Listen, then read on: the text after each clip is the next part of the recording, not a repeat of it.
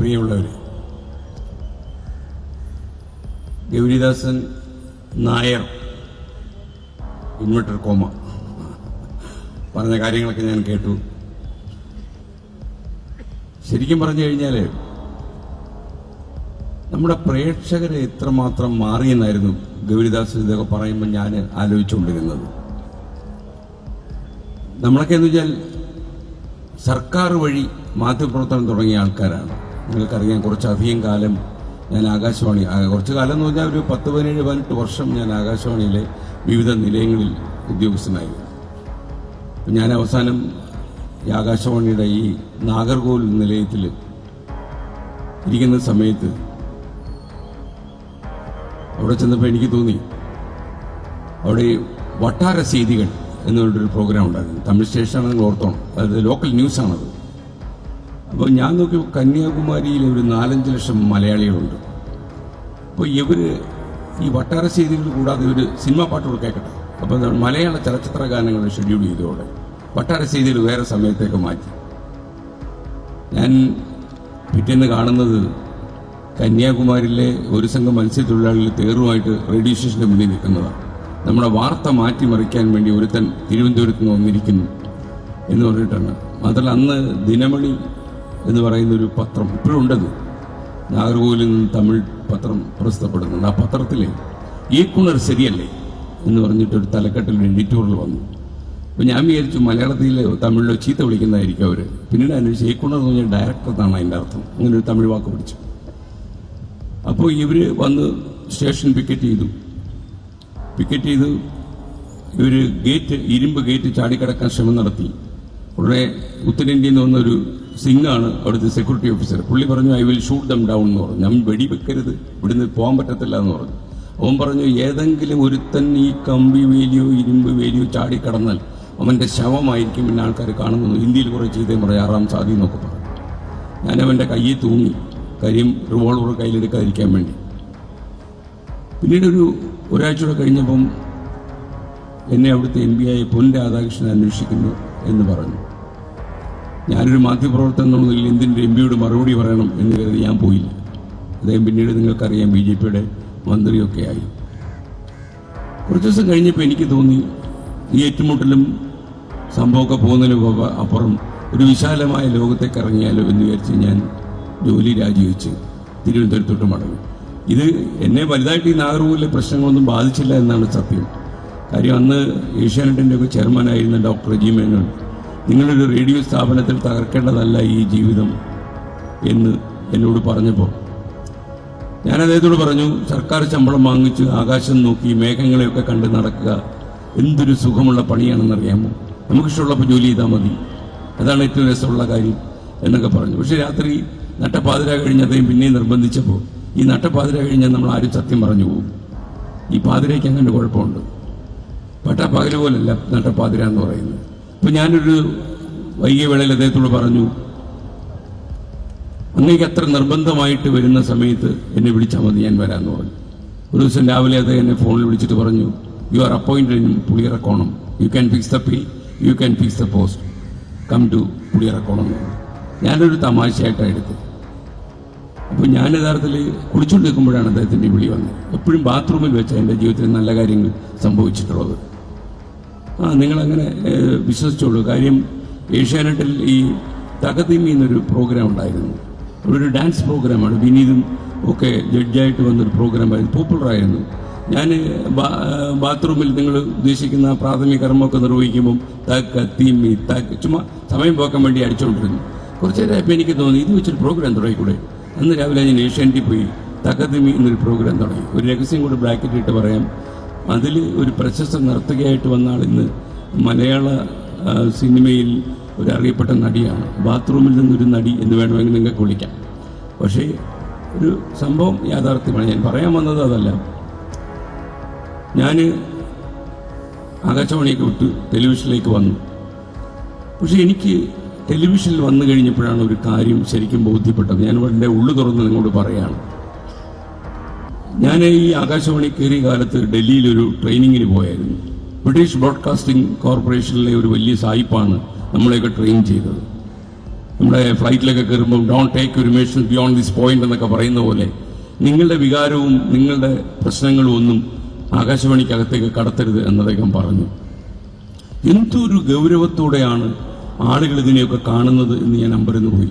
കാരണം ചെറിയൊരു പിഴവ് വരുത്തി കഴിഞ്ഞാൽ ജോലി പോകും എന്നുള്ള ഒരു അവസ്ഥ വരെയുള്ള ആകാശവാണി കാലത്താണ് ഞാനതിൽ ജോലി ചെയ്യുന്നത്.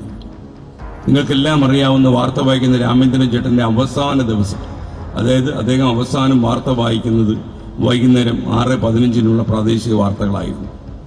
അപ്പോൾ എങ്ങനെയാണ് ഈ മനുഷ്യൻ ഈ സമയത്ത് വാർത്ത വായിച്ച് മാറുന്നത് എന്നറിയുന്നത് ഒരു കൗതുകം കൊണ്ട് അദ്ദേഹത്തിൻ്റെ വാർത്താ മുറിക്ക് മുന്നിൽ ഞാനിങ്ങനെ കാത്തുനിന്നു. സാധാരണയിൽ അദ്ദേഹം ഈ വാർത്തയൊക്കെ കൈ കിട്ടിക്കഴിഞ്ഞാൽ ഗൗരിക്കൊക്കെ അറിയാം, അദ്ദേഹം ഓരോ കോമയും കൊട്ടേഷനും ഒരു വര വരയ്ക്കും. ഓരോടത്ത് നിർത്തേണ്ട എവിടെയാണ്, കോമ എവിടെ ഇടണം, ഇങ്ങനെ ഏതോ ലോകത്തിൽ ഏറ്റവും വലിയ കാര്യം ചെയ്യാൻ പോകുന്ന ലാഘവത്തോടെ ഇതൊക്കെ ചെയ്യുന്നത്. അപ്പോൾ അദ്ദേഹം ഈ അവസാന വാർത്ത വായിച്ചിറങ്ങുന്നത് കണ്ടാൽ നമുക്ക് തോന്നും ഇനി ഒരു 60 കൊല്ലം കൂടി ഈ ആകാശവാണിക്കകത്ത് വാർത്ത വായിക്കാൻ അദ്ദേഹം ഉണ്ടാകും എന്ന്. അത്ര ഗൗരവത്തോടെയാണ് അദ്ദേഹം ഓരോ അക്ഷരം പെരുക്കി പെരുക്കി ആളുകളെ വാർത്ത അറിയിച്ചത്. എന്നാൽ കുറേ കാലം കഴിയുന്നു, ഇതേ ആകാശവാണി രാമചന്ദ്രൻ മരിക്കുന്നു. ഞാൻ ആകാശവാണിയുടെ ടെലിവിഷൻ്റെ ഒരു ലൈവിൽ നിൽക്കുകയാണ്. അപ്പോൾ എൻ്റെ അടുത്ത് PCR-ലിരിക്കുന്നൊരു പെൺകുട്ടി പറഞ്ഞു, ഒരു രാമേന്ദ്രൻ മരിച്ചിട്ടുണ്ടെന്ന് പറഞ്ഞു. ഞാൻ പറഞ്ഞത് ആരാ പാർട്ടി എന്ന് ചോദിച്ചു. പണ്ട് വാർത്തയൊക്കെ വായിച്ചുകൊണ്ടിരുന്ന ഒരാളാണെന്നാണ് കേട്ടത്. 46 കൊല്ലക്കാലം റേഡിയോയുടെ അകത്തളങ്ങളിൽ വാർത്ത വായിച്ച ഒരാളെക്കുറിച്ച് പോലും പുതിയ ജേർണലിസ്റ്റുകൾക്ക് അറിയില്ല എന്ന അവസ്ഥ. ഞാൻ പറഞ്ഞു, കുട്ടി ഗൂഗിളിലെങ്ങാനും പോയി, കുട്ടിയുടെ ആയുധം അതാണല്ലോ, ആ സെർച്ച് എഞ്ചിൻ വെച്ചൊന്ന് സെർച്ച് ചെയ്ത് അദ്ദേഹത്തിൻ്റെ ആമാശയത്തിനകത്തൊന്ന് കയറി നോക്ക്, ആശയം എത്ര വിപുലീകരിച്ച് പറഞ്ഞ ആളാണെന്ന് മനസ്സിലാവുമെന്ന് പറഞ്ഞു. അപ്പം ഞാൻ രാമേന്ദ്രൻ ചേട്ടനെ കുറിച്ച് കുറേ ആ ഫ്ലോറിൽ നിന്ന് പറഞ്ഞപ്പം ആ കുട്ടി ചോദിച്ചു, എങ്ങനെയാണ് ഇത്രയൊക്കെ അറിയുന്നതെന്ന് ചോദിച്ചെന്നോട് ഇദ്ദേഹത്തെക്കുറിച്ച്. അത് അപ്പോഴെനിക്ക് മനസ്സിലായി ആ കുട്ടിക്ക് എന്നെക്കുറിച്ചും അറിയില്ല. അപ്പോൾ ഇതൊരു കേരളം ഇന്ന് നേരിടുന്ന, ഇപ്പോൾ പ്രമോദ് രാമനും ഒക്കെ ഇത് ഫീൽ ചെയ്യുന്നുണ്ടാവും. മാത്രമല്ല, നമുക്ക് ഗൗരവത്തോടെ ഒരു കാര്യത്തെ സമീപിക്കാൻ പറ്റാത്തൊരു കാലാവസ്ഥ ഇന്ന് ഈ മാധ്യമങ്ങളിൽ ഉണ്ട് എന്നത് നേരാണ്. മാത്രമല്ല, ഒരു ദിവസം ഞാൻ മഴവിൽ മനോരമയിൽ ജോലി ചെയ്യുന്ന സമയത്ത് ഈ മനോരമ ദിനപത്രത്തിൻ്റെ അകത്തൊന്ന് കയറിപ്പോയി. അപ്പോൾ ആ പത്രത്തിൻ്റെ അകത്തിരിക്കുന്ന പല പുതിയ ചെറുപ്പക്കാരും ഇങ്ങനെ കഴുത്തൊടിഞ്ഞ് ഇരിക്കുന്ന പോലെ ഇരിക്കുന്നു. ഞാനതിലൊരു ചെറുപ്പക്കാരനോട് ചോദിച്ചു, എന്താ പറ്റിയെന്ന് ചോദിച്ചു. അപ്പോൾ ആ ചെറുപ്പക്കാരൻ എന്നോട് പറഞ്ഞു, ആകെ ഒരു ഫ്രസ്ട്രേഷൻ അതിനകത്ത് വന്നപ്പോൾ. എന്തു പറ്റി? ഒന്നും ചെയ്യാനില്ല ഇവിടെ. ഞാൻ നിങ്ങളെന്താ ചെയ്യാൻ ഉദ്ദേശിച്ചത്? അല്ല, അതിനെക്കുറിച്ച് ഞാൻ ആലോചിച്ചിട്ടില്ല. എന്താ അവസ്ഥ എന്ന് ആലോചിച്ച് നോക്കുക. ഒരു മാധ്യമ സ്ഥാപനത്തിൻ്റെ അകത്ത് കയറി എന്ത് ചെയ്യണമെന്നും ആലോചിച്ചിട്ടില്ല, ചെയ്യാതെ ആലോചിക്കാതിരുന്നിട്ട് അദ്ദേഹത്തിന് ഫ്രസ്ട്രേഷൻ ആണെന്ന് പറഞ്ഞു. ഞാൻ പോയി ചീഫ് എഡിറ്ററോട് പറഞ്ഞു, ഒരു 2 സൈക്കാട്രിസ്റ്റുകളെ കൂടി സ്ഥാപനത്തിന് വേണ്ടി വരും എന്ന് പറഞ്ഞു. ചികിത്സിക്കേണ്ടി വരും കുറച്ച് കഴിയും. എനിക്ക് മനസ്സിലായിട്ടുള്ള മറ്റൊരു കാര്യം, ആളുകളുടെ സംവേദനക്ഷമതയിലും അവർ വാർത്തകളെ സ്വീകരിക്കുന്ന രീതിയിലുമൊക്കെ ഒരുപാട് മാറ്റങ്ങൾ വന്നിട്ടുണ്ട്. 1993 ഡിസംബർ മാസത്തിലാണ് ഏഷ്യാനെറ്റിൽ ഞാൻ നമ്മൾ തമ്മിൽ എന്നുള്ള കേരളത്തിലെ ആദ്യത്തെ ടോക്ക് ഷോ ആരംഭിക്കുന്നത്. പ്രമോദാണ് ആദ്യത്തെ വാർത്ത വായിച്ച ആൾ ഏഷ്യാനെറ്റിൽ.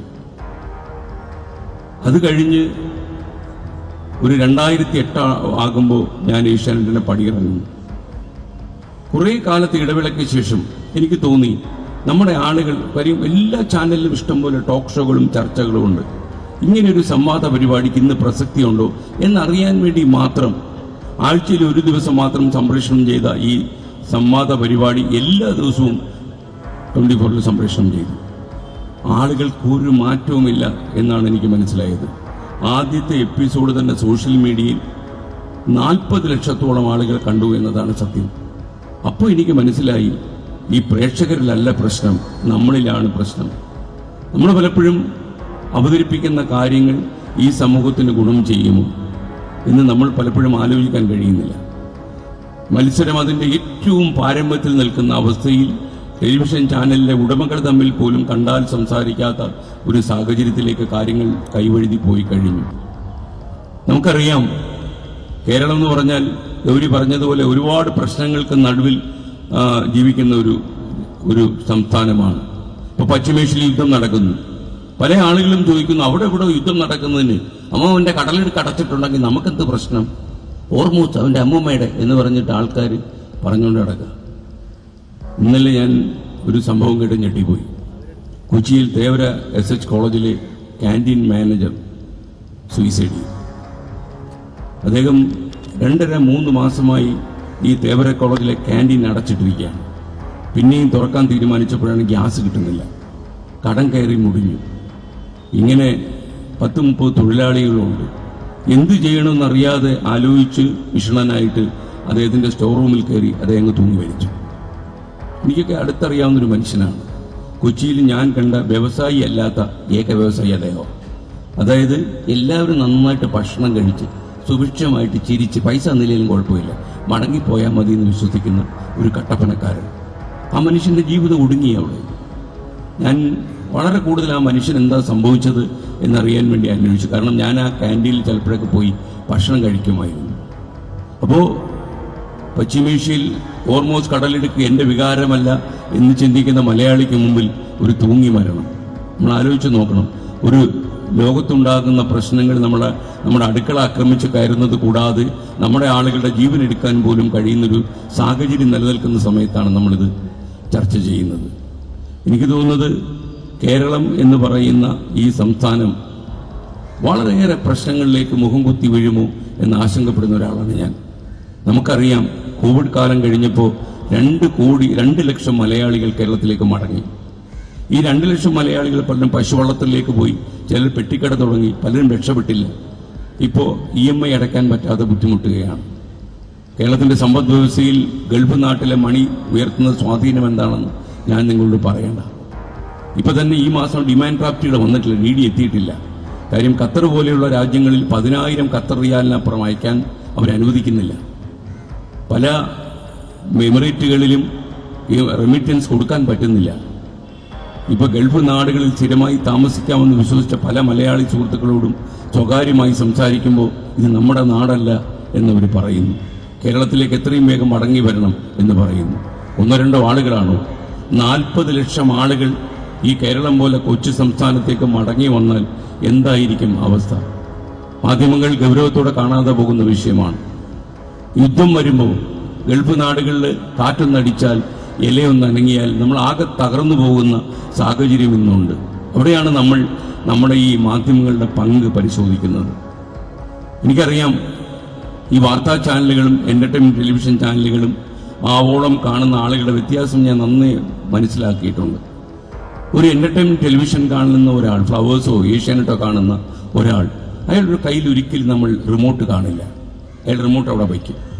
കാര്യം ഒരു പ്രോഗ്രാം, ഇപ്പോൾ ഫ്ലവേഴ്സ് ടോപ്പ് സിംഗർ അല്ലെങ്കിൽ ഏഷ്യാനെറ്റിലെ ഒരു സ്റ്റാർ സിംഗർ, ഈ പ്രോഗ്രാം കാണുമ്പോൾ അവർക്കറിയാൻ 1 മണിക്കൂർ ഡ്യൂറേഷൻ ഉണ്ട്, ആ ദൈർഘ്യത്തിൽ ഞാനിത് കാണുന്നു എന്ന്. എന്നാൽ വാർത്താ ചാനൽ കാണുന്ന ആൾ അസ്വസ്ഥനാണ്. അവൻ കയ്യിൽ തന്നെ റിമോട്ട് പിടിച്ചിരിക്കുക. പ്രമോദരാവൻ പ്രിയമുള്ളവരെ എന്ന് പറയുമ്പോൾ ഒറ്റ പെതുക്ക, ശ്രീകണ്ഠൻ നായർ അപ്പുറത്ത് എന്തെങ്കിലും പറയുന്നുണ്ടോ എന്ന് അറിയാൻ ഇപ്പുറത്തേക്ക് ചാടിക്കളിക്കുന്നു. അത് കഴിയുമ്പോൾ ഗൗരിദാസ് നായരുടെ ചർച്ചയുണ്ടോ അപ്പുറത്ത്. ഇങ്ങനെ ചാടി നടക്കുന്നു. നമുക്ക് അത്ഭുതം തോന്നിപ്പോകും. ഈ 24 ഇങ്ങനെ സംപ്രേഷണം ചെയ്യുമ്പോൾ നമ്മുടെ ചാനലിലിരിക്കുന്ന ആളുകളെക്കാളും 24 മാത്രമല്ല മറ്റുള്ള ചാനലുകൾ മോണിറ്റർ ചെയ്യുന്നതിലെ പ്രേക്ഷകരാണ്. അവർ പറയുന്ന മൊട്ട ഇപ്പോൾ ഒരു പരിപാടിയായിട്ട് ഇറങ്ങിക്കൊണ്ട് സൂക്ഷിച്ചോ എന്ന് ഇവൻ നമ്മളോട് പറയുക. അപ്പം മുട്ടകൾക്ക് വലിയ മാർക്കറ്റായി ഇപ്പോൾ കേരളത്തിൽ. നമ്മുടെ ആ സംവേദനക്ഷമതയിൽ മുട്ട വരുത്തുന്ന മാറ്റങ്ങളാണിപ്പം സമൂഹം എൻജോയ് ചെയ്തുകൊണ്ടിരിക്കുന്നത്. ഞാൻ പറയുന്നത്, കേരളത്തിൽ കുറച്ച് TV ചാനലുകളിലൂടെ വരുമെന്ന ഈ അടുത്തിടെ ഡൽഹിയിൽ വെച്ച് ഒരാൾ എന്നോട് പറഞ്ഞു 5 ചാനലിനും കൂടെ പൊട്ടൻഷ്യലുണ്ട് ഇവിടെ എന്ന് പറഞ്ഞു.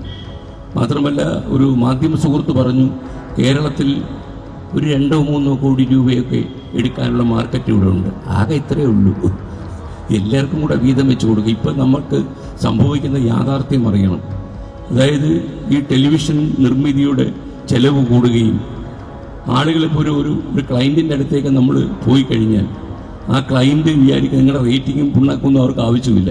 12 ചാനലുണ്ടെങ്കിൽ അങ്ങനെ 10 ലക്ഷം രൂപ എല്ലാവർക്കും കൂടെ വീതം വെച്ച് കൊണ്ടുപോയി തിന്നെ എന്ന രീതിയിൽ അവർ തരികയാണ്. അവിടെയാണ് ഈ വാർത്താ ചാനലുകൾ തമ്മിലിങ്ങനെ ഭയങ്കരമായ മത്സരം നടത്തി ഉള്ളടക്കത്തിൻ്റെ വില പോലും വളരെ വർദ്ധിച്ചുകൊണ്ടിരിക്കുക. ഞാൻ ഒരേ സമയം മാനേജരും ഒരേ സമയം അവതാരകനും ആയതുകൊണ്ട് എനിക്കൊരു സത്യം ബോധ്യപ്പെട്ടിട്ടുണ്ട്. ജീവിതത്തിൽ ടെലിവിഷൻ അവതാരകൻ ഒരിക്കലും മാനേജരാകാൻ പാടില്ല. ഈ ദാമ്പത്യത്തിലും പ്രേമിച്ച് നടക്കുന്നതിലുമുള്ള വ്യത്യാസമാണ്. പ്രേമിച്ച് നടക്കുമ്പോൾ ഒരിക്കലും കാമുകനോട് ഇന്ന് 150 ഗ്രാം വെളിച്ചെണ്ണ വാങ്ങിച്ചുകൊണ്ട് വരുമോ എന്നൊരു കാമുക ചോദിക്കത്തില്ല. എന്നാൽ കല്യാണമൊക്കെ കഴിച്ച് വീട്ടിലോട്ട് കയറുമ്പം 500 ഗ്രാം പിണ്ണാക്കും 1 കിലോ വെളിച്ചെണ്ണയും വാങ്ങിച്ചുകൊണ്ട് വരാൻ പൈസ ഉണ്ടോ കയ്യിൽ എന്ന് ചോദിക്കുക. അവിടുന്ന് തുടങ്ങും ദാമ്പത്യത്തിലെ ശരി തെറ്റുകൾ എന്ന് പറയുന്ന പോലെയായത്. നമ്മളിങ്ങനെ ഫ്ലോറിൽ നിൽക്കുന്ന സമയത്ത് നമ്മൾ പ്രമോദരാമനെതിരെ അടിക്കാനുള്ള കരുത്തൊക്കെ ഇങ്ങനെ നേടിക്കൊണ്ട് നിൽക്കുന്ന സമയത്തായിരിക്കും മറ്റേ അവിടെ നിന്ന് മറ്റേ അടുത്ത് 1 കോടി എത്തിക്കാനുള്ള ദിവസം ഇന്ന കയ്യിലുണ്ടോ എന്ന് ചോദിക്കും. അപ്പോഴത്തേന് നമ്മുടെ സർവ്വശക്തിയും പോകും. പക്ഷേ ഞാൻ പറയുന്നത് ഈ മാറിയ കേരള വിഷൻ തന്നെ പലപ്പോഴും ഒരുപാട് നല്ല കാര്യങ്ങൾ ആളുകൾക്ക് സ്കോളർഷിപ്പ് കുട്ടികൾക്ക് കൊടുക്കുന്നു. പല പരിപാടിയിലും ഞാനും പങ്കെടുത്തിട്ടുണ്ട്. അതുപോലെ ഈ പ്രക്ഷേപണം മാത്രമല്ല ഒരു ബ്രോഡ്കാസ്റ്ററുടെ കടമയെന്ന് കരുതുന്ന ഒരു കാലത്താണ് നമ്മൾ ജീവിക്കുന്നത്. ഞാനിപ്പോൾ ഒരു പരിപാടി ആവിഷ്കരിച്ചിട്ടുണ്ട്, നിങ്ങൾ അറിഞ്ഞിട്ടുണ്ടോ എന്നറിയില്ല. കേരളത്തിൽ ഇപ്പോൾ 4 ലക്ഷം ആളുകൾക്ക് വീടില്ല. ഗവൺമെൻറ് 5 ലക്ഷം പേർക്ക് വീട് കൊടുത്തിട്ടുണ്ട് ലൈവ് മിഷൻ വഴി. എല്ലാവർക്കും വീട്. ഞാൻ ആദ്യം 2030 എല്ലാവർക്കും വീട് നിട്ടപ്പോൾ നമ്മുടെ ഓഫീസിലുള്ള അങ്ങ് വിട്ടിക്കളഞ്ഞു. അത് പറ്റത്തില്ല എന്ന് പറഞ്ഞു. ഈ 4 ലക്ഷം ആൾക്കാർക്ക് നമുക്ക് ഈ 2030 വീടുണ്ടാക്കി കൊടുക്കാൻ പറ്റത്തില്ല എന്ന് പറഞ്ഞു. അങ്ങനെയാണ് നമുക്ക് 1000 വീട് അനൗൺസ് ചെയ്യാൻ തോന്നി. ഞാൻ 1000 വീട് അനൗൺസ് ചെയ്തിരിക്കുക. ശരിക്കും അതിൽ 10-200 വീടിനുള്ള ആളായി കഴിഞ്ഞു. ചിലപ്പോൾ 2030-32 ആകുമ്പോൾ എല്ലാവരും സഹകരിച്ചാൽ കേരളത്തിൽ വീടില്ലാത്ത ആരും ഉണ്ടാകില്ല. ഇതൊക്കെ ഒരു മാറി വരുന്ന മാധ്യമത്തിൻ്റെ ഒരു റോളാണ്. ഇപ്പോൾ ഞാൻ ഒറ്റയ്ക്കായിരുന്നെങ്കിൽ ഈ മാധ്യമം എൻ്റെ കയ്യിലില്ലെങ്കിൽ എനിക്കൊരിക്കലും ഇത് ചെയ്യാൻ കഴിയില്ല. അപ്പോൾ നമുക്ക് ഈ എത്രയോ ആളുകൾ ഇപ്പോൾ ചെല്ലാനത്ത് 2-3 വീടിടിഞ്ഞു വീഴും. അപ്പോൾ അതിനകത്ത് ഒരു വീട്ടമ്മ നിന്നിങ്ങനെ പറയുകയാണ്, ഇങ്ങനെ ഇനി എന്നാണ് സർക്കാരിൽ നമുക്കൊരു വീട് അനുവദിച്ച് വെയിലും മഴയും ഏൽക്കാതെ ഞങ്ങൾ കിടക്കാൻ പറ്റും. ഞാൻ റിപ്പോർട്ടർ വിളിച്ചാൽ അവർക്ക് 3 വീട് വെച്ച് കൊടുക്കാമെന്ന് പറയാൻ പറഞ്ഞു. നമുക്ക് ഈ ഒരു മാധ്യമത്തിൻ്റെ ശക്തി കൊണ്ട് ഈ 3 വീട് പണിയിച്ചു കൊടുക്കാൻ പറ്റും. അതിൻ്റെ പണി ഉടനെ തുടങ്ങും. അപ്പോൾ ഞാൻ പറയുന്നത് സോഷ്യൽ റെസ്പോൺസിബിലിറ്റി എന്ന് പറയുന്നത് ഒരു മാധ്യമ പ്രവർത്തകന് തീർച്ചയായിട്ടും വേണം. പക്ഷേ അതേസമയം സംഭവിച്ചുകൊണ്ടിരിക്കുന്ന അപജയം ഗൗരിക്കുമൊക്കെ അറിയുന്നത് പോലെ ഈ നാട്ടിൽ വലിയൊരു വാല്യൂ സിസ്റ്റം നമുക്കുണ്ടായിരുന്നു. നേര് പറയുക, നേരെ ചിന്തിക്കുക, അതുപോലെ അഴിമതിയും കൈക്കൂലിയും അങ്ങനെ നമ്മുടെ ശരീരത്തിൽ പുരളാതെ നടക്കുക, നമുക്ക് ഗിഫ്റ്റുകൾ തന്ന് നമ്മളെ സ്വാധീനിക്കാൻ ആളുകൾ ശ്രമിച്ചാൽ ആ വഴി നടക്കാതിരിക്കുക. എത്ര മാധ്യമപ്രവർത്തകരെ കൊണ്ട് ഇത്തരം കാര്യങ്ങളെ പ്രതിരോധിക്കാൻ കഴിയും? കുറേ അധികം കാലം ഗൗരി ഹിന്ദുവിൻ്റെ റിപ്പോർട്ടറായിരുന്നു. ഏതെങ്കിലും ഒരു ധനാഠ്യം വിചാരിച്ചാൽ ഗൗരിക്കൊരു ഗിഫ്റ്റ് കൊടുത്ത് ഒരു വാർത്ത മാറ്റിമറിക്കാൻ കഴിയും എന്ന് ഞാൻ വിശ്വസിച്ചിരുന്നില്ല. കാരണം അതൊരു തലമുറയുടെ ഇതായിരുന്നു. ഞാനിപ്പോൾ കാണുന്നത് ഒരു 3 തലമുറകളെ നമ്മൾ കാണുന്നു മാധ്യമരംഗത്ത്. ഏറ്റവും യങ്സ്റ്റേഴ്സ് ആയിട്ടുള്ള ജെൻസി എന്ന് പറയുന്ന ഒരു ജനറേഷൻ ഇപ്പോൾ വന്നു കഴിഞ്ഞു. നമ്മളിപ്പോൾ അവർക്കൊക്കെ മെടുക്കില്ല എന്നൊന്നും പറയാൻ കഴിയില്ല. നമ്മളെക്കാളും ഈ ടെക്നോളജി ഓറിയന്റഡ് ആയിട്ടുള്ള ഒരു സൊസൈറ്റിയിൽ അവർ കരുത്തരാണ്. നമ്മളെക്കാളും വളരെ പെട്ടെന്ന് കാര്യങ്ങൾ മനസ്സിലാക്കും. വളരെ വേഗത്തിൽ അവർക്ക് കാര്യങ്ങളിൽ അവഗാഹത്തോടെ മനസ്സിലാക്കാനുള്ള കഴിവുമുണ്ട്. പക്ഷേ ചില വാല്യൂ സിസ്റ്റം അവർക്ക് ചോർന്നു പോകുന്നുണ്ടോ എന്നെനിക്ക് തോന്നിയിട്ടുണ്ട്. ഞാൻ പലപ്പോഴും പറഞ്ഞു, നിങ്ങൾക്ക് ഒരിക്കലും ഇതൊക്കെ നഷ്ടപ്പെടും. നിങ്ങൾ ഒരിക്കൽ ഒരു 100 രൂപ ഒരാളിൻ്റെ കയ്യിൽ കൈക്കൂലിയായി ഒരു വാർത്ത കൊടുക്കുന്നതിന് കൈപ്പറ്റിയാൽ പിന്നെ നിങ്ങളുടെ സംശുദ്ധി ഇല്ലാതായി, എന്നേക്കുമായി നിങ്ങൾ ഇല്ലാതായി എന്ന് വിശ്വസിക്കുന്ന ഒരാളാണ് ഞാൻ. നമുക്ക് ഇത്രയും കാലം ചില ആൾക്കാർ ഇത്രയും കാലം ഞാൻ മദ്യപിച്ചിട്ടില്ല എന്നൊക്കെ പറയുന്ന പോലെയല്ല. ഇത്രയും കാലം ഞാൻ കൈക്കൂലി വാങ്ങാതെ ജീവിച്ചു. അല്ലെങ്കിൽ നമുക്ക് ഗൗരി പറഞ്ഞൊരു കാര്യം നിങ്ങൾ ശ്രദ്ധിച്ചിട്ടുണ്ടാവും, രാവും പകലുമില്ലാതെ നടക്കുന്നൊരു ജോലിയാണ് ഈ മാധ്യമപ്രവർത്തകൻ്റേത്. പലപ്പോഴും എനിക്ക് സ്ട്രീറ്റിലൊക്കെ നിൽക്കുന്ന റിപ്പോർട്ടർ രാത്രി 9 മണിക്കും നമ്മുടെ നിഖിൽ പരമേശ്വർ ഇവിടെ ഇരിപ്പുണ്ട്. നിഖിൽ പരമേശ്വർക്ക് 9 മണിക്ക് രാവിലെ 6 മണിക്ക് ഇറങ്ങിയിട്ട് രാത്രിയിൽ 9 മണിക്ക് നിന്ന് റിപ്പോർട്ട് ചെയ്യുകയാണ്. ശരിക്കും ഞാൻ ചിലപ്പോഴൊക്കെ ആലോചിച്ചിട്ടുണ്ട്, ഇവരുടെയൊക്കെ കുടുംബത്തിരുന്ന ആളുകൾ എന്തായിരിക്കും ആലോചിക്കുക. വീട്ടിൽ നിന്ന് രാവിലെ ഇറങ്ങിപ്പോയതാണ്, ഇതുവരെ മടങ്ങി വന്നിട്ടില്ല. ചില കാര്യങ്ങൾ നഷ്ടപ്പെടുത്തി എല്ലാ ത്യാഗവും സഹിച്ച് ഒരു മാധ്യമപ്രവർത്തകന് കിട്ടുന്ന ശമ്പളം വളരെ കുറവാണ്. ചിലർ 20 ലക്ഷം 50 ലക്ഷമൊക്കെ ശമ്പളം വാങ്ങുന്നു എന്നൊക്കെ സോഷ്യൽ മീഡിയയിൽ വരും. വെറുതെ കൊതിപ്പിക്കുന്നതാണ് കേട്ടോ. നമ്മൾ ഈ ചില ആളുകൾ എന്നോട് ചോദിച്ചു, നിങ്ങൾക്ക് എത്ര ശമ്പളം കിട്ടുന്നുണ്ടെന്ന് ചോദിച്ചു. ഞാൻ പറഞ്ഞു, എനിക്കിത്തിരി കൂടുതൽ കിട്ടുന്നുണ്ടെങ്കിൽ നിങ്ങൾക്ക് ഗുണമൊന്നും ഉണ്ടാവത്തില്ലല്ലോ. വെറുതെ വീട്ടിൽ കിടക്കും പാചവട്ടി കീറാന്നല്ലാതെ ഉറക്കം വരാതിരിക്കാമെന്നല്ലാതെ വേറെ എന്തെങ്കിലും ഗുണമുണ്ടോ? അല്ല, ഗുണമില്ല, എന്നാലും ഒന്ന് അറിഞ്ഞിരിക്കാമെന്ന് വെച്ചാൽ. അപ്പോൾ ഇപ്പോഴെന്ന് പറഞ്ഞാൽ ഒരു പത്രപ്രവർത്തകൻ്റെ ഒരു മാധ്യമപ്രവർത്തകൻ്റെ വില നിലവാരം നിശ്ചയിക്കുന്നത് അയാൾ വാങ്ങുന്ന ശമ്പളത്തിൻ്റെ കണക്കിലാണ് എന്ന് സോഷ്യൽ മീഡിയയിൽ കാണുന്ന ചില പോസ്റ്റുകളിലൂടെ ഞാൻ മനസ്സിലാക്കുന്നു. 20 ലക്ഷം ശമ്പളമുള്ള ആൾ ഏറ്റവും നല്ല മാധ്യമപ്രവർത്തകനാകുമോ? മോഹൻലാൽ ഒരു ദിവസം 1 കോടി രൂപ വരുമാനമുള്ള ആളാണ്. അത് നമ്മൾ കണ്ടിട്ട് അത്ഭുതപ്പെട്ടിട്ട് കാര്യമുണ്ടോ? ഞാനൊരാൾ എന്നോട് ചോദിച്ചു പറഞ്ഞു, നിങ്ങളെ മമ്മൂട്ടിയെക്കുറിച്ചും മോഹൻലാലിനെ കുറിച്ചും ഓർത്ത് സങ്കടപ്പെട്ടുള്ളൂ, അവർക്ക് 1 കോടി രൂപ ശമ്പളം കിട്ടും. ശമ്പളമാണോ ഒരു പത്രപ്രവർത്തകന്റെ അന്തസ്സും മാന്യതയും തീരുമാനിക്കുന്നത്? നമ്മുടെ സമൂഹം എനിക്ക് തോന്നുന്നു കഴിഞ്ഞ ഒരു കോവിഡ് കാലത്തിന് ശേഷം ഈ നമ്മുടെ ചരിത്രത്തെ നമ്മൾ കോവിഡിന് മുമ്പും പിമ്പും എന്ന് വെട്ടിമുറിക്കുകയാണെങ്കിൽ അത്ഭുതപ്പെടുത്തുന്ന മാറ്റമാണ് ഈ സമൂഹത്തിൽ കോവിഡ് വരുത്തിയത്. കോവിഡിന് ശേഷം എല്ലാം മാറി മറിയുകയാണ്. അപ്പം നമുക്ക് ഈ ലോകത്തിൻ്റെ ഈ ആഗോള ഗ്രാമത്തിൻ്റെ ഇങ്ങേ തലക്കിൽ കൊച്ചു മണ്ണിലിരുന്ന് നമ്മൾ ആലോചിക്കുമ്പോൾ നമ്മളെ അത്ഭുതപ്പെടുത്തുന്ന രീതിയിൽ കാര്യങ്ങൾ മാറുന്നു. നമ്മൾ ഇപ്പോഴും നമുക്ക് ധൈര്യത്തോടെ ആത്മാഭിമാനത്തോടെ ഒരു കാര്യം പറയാം, നമ്മുടെ മാധ്യമരംഗത്ത് പ്രവർത്തിക്കുന്ന ആളുകളുടെ സംശുദ്ധി കുറെയെങ്കിലും സൂക്ഷിക്കുന്നുണ്ടെങ്കിൽ അത് കേരളത്തിൽ മാത്രമാണ്. കേരളത്തിന് പുറത്തേക്ക് പോയി കഴിഞ്ഞാൽ എന്ത് നെറുകേടും കാണിക്കാൻ തയ്യാറായ മാധ്യമ പ്രവർത്തകർ എത്രയോ ആൾക്കാരുണ്ട്. മഹാനഗരങ്ങളിലൊക്കെ തന്നെ എല്ലാ അപകടങ്ങളുടെയും മുൻപിൽ ഇവരുണ്ടാകും. എന്നാൽ അതൊന്നുമല്ല കേരളത്തിലെ ആളുകൾ. അപ്പം നമുക്ക് ഞാൻ ഒരുപാട് നീട്ടിക്കൊണ്ടുപോകാൻ ഉദ്ദേശിക്കുന്നില്ല. നമ്മൾ ചില ആൾക്കാർ പറയും വൃത്തികെട്ട ജനതയ്ക്ക് അവരർഹിക്കുന്ന ഒരു ഭരണപക്ഷമേ കിട്ടൂ എന്ന ആളുകൾ പറയാറുണ്ട്. ഞാൻ അതിനോടൊന്നും ഞാൻ യോജിക്കുന്നില്ല. കാര്യം പലപ്പോഴും ഈ കാര്യങ്ങളുടെ മുഖച്ഛായ മാറ്റിക്കളയുന്നതിൽ ഈ മാധ്യമങ്ങൾക്ക് നല്ല പങ്കുണ്ട്. ഞാൻ ചെറിയൊരു ഉദാഹരണം കൂടി പറയാം. ഡൽഹിയിലെ ഗോദാവരി ഫ്ലാറ്റിൽ കണ്ണൂരിലെ കെ സുധാകരൻ നിന്ന് കണക്കൂട്ടുകയായിരുന്നു കാര്യങ്ങൾ. അപ്പോൾ ദൂരെ നിൽക്കുന്ന നമുക്ക് വിടാൻ പറ്റൂ? നമ്മൾ മാറിയും തിരിഞ്ഞും മറിഞ്ഞും കെ സുധാകരൻ്റെ മനസ്സെടുത്ത് മറക്കെ തുറന്നു വെച്ചു. അദ്ദേഹം എങ്ങനെ ചിന്തിക്കുന്നുണ്ടാവും? ഖഡ്ഗെ ഇപ്പോൾ അദ്ദേഹത്തെ ഒന്ന് കാണാൻ സാധ്യതയുണ്ട്. KC വേണുപോലെ അതുവഴി പോയിട്ടുണ്ടാകും. അടൂർ പ്രകാശിന് സീറ്റ് കിട്ടുമോ?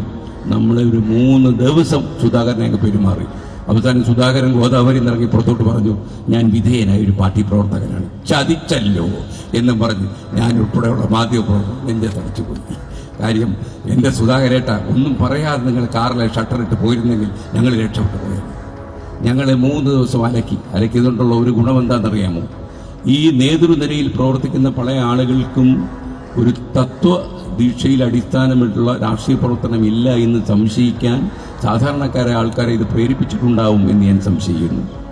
കാരണം ഈ തെരഞ്ഞെടുപ്പ് വന്നു, അടിക്കടി തെരഞ്ഞെടുപ്പ് വരുന്നു. ഒരു ഇലക്ഷൻ ഫാറ്റിഗ്, ഒരു ക്ഷീണം ആളുകൾക്ക് അനുഭവപ്പെടുന്ന രീതിയിൽ തെരഞ്ഞെടുപ്പ് വന്നുകൊണ്ടിരിക്കുക. അപ്പോൾ ഈ തെരഞ്ഞെടുപ്പ് വരുന്ന സമയത്ത് ഒരു സംശുദ്ധിയുള്ള ഒരാളെ, അഴിമതി കാണിക്കാൻ സാധ്യതയില്ലാത്ത ഒരാളെ ജയിപ്പിച്ചു വിടണം, ഈ നാടിന് ഗുണം ചെയ്യുന്നതിന് ജയിപ്പിച്ചു വിടണമെന്ന് ആളുകൾ വിശ്വസിക്കുന്ന ഒരു കാലം ഇപ്പോഴും ഉണ്ടെന്ന് ഞാൻ വിശ്വസിക്കുന്നു. അവർക്കൊക്കെ തന്നെ അവരുടെ വിശ്വാസങ്ങളിലാണ് ഇളക്കം തട്ടുന്നത്. അപ്പം ഞാൻ പറയുന്നത്, ഈ സൊസൈറ്റി നമുക്കിപ്പോൾ ഇഷ്ടം പോലെ നല്ല റോഡുകളുണ്ട്. ഇനി നമ്മൾ വയനാട്ടിൽ കയറാൻ കോഴിക്കോട് നിന്നിറങ്ങി നമ്മൾ തുരങ്കത്തിൽ കൂടെ കുനിഞ്ഞു പോയാൽ മതി. അങ്ങനെയുള്ള ഒരുപാട് സൗകര്യങ്ങൾ നമുക്ക് വന്നുകൊണ്ടിരിക്കുക. റോഡുകളും ഒക്കെ വികസനത്തിൻ്റെ ലക്ഷണം തന്നെയാണ്. ഇതിനിടയിൽ ആളുകൾ പറയുന്നുണ്ട്, ജനിക്കാൻ പോകുന്ന കുട്ടിക്ക് 1.5 കോടി 25 ലക്ഷം രൂപയുടെ കടം കാണുന്നത്. കുട്ടികൾ ജനിക്കാതിരുന്നാൽ പിന്നെ പ്രശ്നം തീരുമല്ലോ. അത് ഞാൻ അങ്ങനെ ആലോചിച്ചു. അപ്പോൾ ഇത് ജനിക്കാൻ പോകുന്ന കുട്ടികൾ കൂടി ഇത്രയും കൂടുതൽ കടം ഉണ്ടാകുന്ന ഒരു സൊസൈറ്റിയിൽ നമുക്ക് ഒരു രീതിയില്ല. അതായത് നമുക്കുള്ള ഒരു പ്രശ്നം എന്താണെന്ന് ചോദിച്ചു കഴിഞ്ഞാൽ, ഈ വാർത്താ ചാനലുകൾ നേരിടുന്ന ഏറ്റവും വലിയ പ്രതിസന്ധി എനിക്ക് തോന്നിയിട്ടുള്ളത്, ഈ പരസ്യങ്ങൾ കൊണ്ട് മാത്രം ജീവിച്ചു പോകുന്ന ഈ വാർത്താ ചാനലുകൾ പരസ്യങ്ങൾ നിയന്ത്രിക്കുകയും പരസ്യ വരുമാനത്തിൽ കാര്യങ്ങൾ ഊന്നി നിൽക്കുകയും ചെയ്യുന്ന ഒരു സമയത്ത് ഒരുപാട് വിട്ടുവീഴ്ചകൾ, ഞാൻ തുറന്നു പറയുന്ന കോംപ്രമൈസുകൾക്ക് നമ്മൾ തയ്യാറാകും. പക്ഷെ ആ കോംപ്രമൈസുകൾക്കപ്പുറം ഈ സമൂഹത്തിൽ നന്മയുടെ വെളിച്ചമെത്തിറാൻ ഒരു നിമിഷമെങ്കിലും നമുക്ക് കഴിഞ്ഞെങ്കിൽ അത് തന്നെ വലിയ കാര്യമെന്ന് ഞാൻ വിശ്വസിക്കുന്നു. ഒരു മനുഷ്യൻ നമ്മൾ ഈ സമൂഹത്തിൽ പിറവിയെടുക്കുമ്പോൾ നമ്മുടെ വിദ്യാഭ്യാസവും നമ്മുടെ ജീവിത സാഹചര്യവും എല്ലാം നൽകുന്നത് ജനങ്ങളുടെ നികുതി പണത്തിൻ്റെ കയ്യിൽ നിന്നാണ്. അപ്പോൾ അങ്ങനെ ഒരു നികുതി പണത്തിൽ വളർന്ന് ആൽമരം പോലെ നമ്മളിങ്ങനെ വളർന്ന് പന്തലിച്ചു കഴിയുമ്പോൾ എനിക്ക് സമൂഹത്തോട് കടപ്പാടും ബാധ്യതയുമില്ല എന്ന് പറയുന്നവരോട് എനിക്ക് യാതൊരു ആദരവുമില്ല. നമുക്കറിയാം, ഇന്ന് ഈ ഗൾഫ് നാടുകളിലൊക്കെ ഉണ്ടായിരിക്കുന്ന പ്രതിസന്ധി ഘട്ടങ്ങളിൽ എത്രയോ ആളുകളുണ്ടെന്നറിയോ നമ്മുടെ മണ്ണിനെ തിരിച്ചറിഞ്ഞ് മടങ്ങി വരണമെന്ന് ആഗ്രഹിക്കുന്നു. പക്ഷെ ഇവിടെ വന്നാൽ കെട്ടിത്തൂങ്ങി ചാകുന്ന സാഹചര്യം ഉണ്ടാകും എന്ന് നമുക്ക് അറിയാവുന്നത് കൊണ്ട് അവരവിടെ തുടരുന്നു എന്നുള്ളതേ ഉള്ളൂ. എന്തായാലും ഇപ്പോൾ എൻ്റെ കാര്യം ഞാൻ വ്യക്തിപരമായി പറഞ്ഞു കഴിഞ്ഞാൽ, എല്ലാവിധമായ ഈ ടെലിവിഷൻ്റെ പത്രാസുകൾക്കും പളവളപ്പുകൾക്കും അപ്പുറം ഒരു സാധാരണ മനുഷ്യൻ്റെ ജീവിതത്തിലേക്ക് അവൻ്റെ ഇരുട്ട് നിറഞ്ഞ പാതകളിൽ ഒരിത്തിരി ടോർച്ച് ലൈറ്റ് തെളിക്കാൻ കഴിയുവാണെങ്കിൽ ആ ടോർച്ച് പിടിക്കാൻ ഞാനും ഉണ്ടാകും എന്നുള്ളത് മാത്രം ഞാൻ പറയാം. സമൂഹ മാറ്റം എന്ന് പറയുന്നത്, മാറ്റങ്ങൾ അനിവാര്യമാണ്. മാറ്റം മാറിക്കൊണ്ടേയിരിക്കും സമൂഹം. വലിയ ഒരു പക്ഷേ നമ്മൾ പക്ഷേ എപ്പോഴും ചിന്തിക്കേണ്ട ഒരു കാര്യം, നമ്മൾക്ക് പ്രവീൺ മോഹനൊക്കെ പറഞ്ഞതുപോലെ ഈ കുത്തകകൾ വലിയ സ്വാധീനം ചെലുത്തുന്ന ഒരു മാധ്യമരംഗമാണ് ഇപ്പോൾ നമ്മൾ കാണുന്നത്. നമുക്കറിയാം, ഇന്ത്യയിലെ 70% ടെലിവിഷൻ ചാനലുകളും ഇപ്പോൾ മുകേഷ് അംബാനിയുടെ കയ്യിലാണ്. മുകേഷ് അംബാനി എങ്ങനെ ചിന്തിക്കുന്നു എന്നുള്ള രീതിയിൽ കാര്യങ്ങൾ പോകും. കേരളത്തിലെ കേബിൾ ഓപ്പറേറ്റേഴ്സിനെ കൂടി ഇവർക്ക് വിലക്കെടുക്കാൻ കഴിഞ്ഞാൽ നമ്മുടെ സൗന്ദര്യബോധം എന്തെന്ന് മുകേഷ് അംബാനി തീരുമാനിക്കുന്ന ഒരു കാലം വരും. ഒരുപക്ഷെ ഏറ്റവും അപകടം പിടിച്ച ഒരു കാലമായിരിക്കും. ഞാനൊരു സ്വകാര്യം കൂടി പറയാം. ഞാൻ ഈ ടോക്ക് ഷോ ആരംഭിച്ചപ്പം എനിക്ക് ഒരു കടലാസ് കിട്ടി. അതായത് ഏഷ്യാനെറ്റ് സംപ്രേഷണം ചെയ്ത നമ്മൾ തമ്മിലുള്ള നഗ്നമായ കോപ്പിയാണിത്. അതുകൊണ്ട് നിങ്ങളുടെ സ്ഥാപന ജംഗമ സ്വത്തുക്കൾ ജപ്തി ചെയ്യാനുള്ള വകുപ്പ് കോപ്പിറൈറ്റ് വയലേഷൻ കേസ് ഞാൻ തിരിച്ചൊരു സ്ഥാനം അയച്ചു കൊടുത്തു. ഏഷ്യാനെറ്റിൻ്റെ കാൽനാട്ട് കർമ്മത്തിന് സ്ഥാനം ഉണ്ടായിരുന്ന ഒരാളാണ് ഞാൻ തുടങ്ങിയ ഒരു ടോക്ക് ഷോ പിന്നീട് ഞാനത് വേറെ രീതിയിൽ തുടങ്ങുകയും ഇങ്ങനൊരു ടോക്ക് ഷോ നടത്താൻ ഇന്ത്യൻ കോപ്പിറൈറ്റ് ബോർഡിന് അവകാശം സമ്പാദിക്കുന്ന ഒരാൾ നിങ്ങളുടെ കുത്തക ഭരണത്തിനെതിരെ എന്ത് ചെയ്തു എന്നാണ് നിങ്ങൾ പറയുന്നത്. ഞാൻ നീട്ടിപ്പിടിച്ചൊരു സാധനം അങ്ങോട്ട് അയച്ചു കൊടുത്തു. മാത്രമല്ല, എൻ്റെ അനുവാദമില്ലാതെ നിങ്ങളുടെ OTT പ്ലാറ്റ്ഫോമുകളിൽ എൻ്റെ പടം വെച്ച് നിങ്ങൾ ടോക്ക് ഷോ അച്ചടിച്ചതിന് നിങ്ങളുടെ പേരിൽ ക്രിമിനൽ ചട്ടങ്ങൾ പ്രകാരം കേസ് കൊടുക്കുന്നതിനെ കുറിച്ച് ഞാൻ ആലോചിച്ചുകൊണ്ടിരിക്കുകയെന്ന് പറഞ്ഞ് അങ്ങോട്ടൊരു മറുപടി കൊടുത്തു. ഇതുവരെ റിപ്ലൈ വന്നിട്ടില്ല.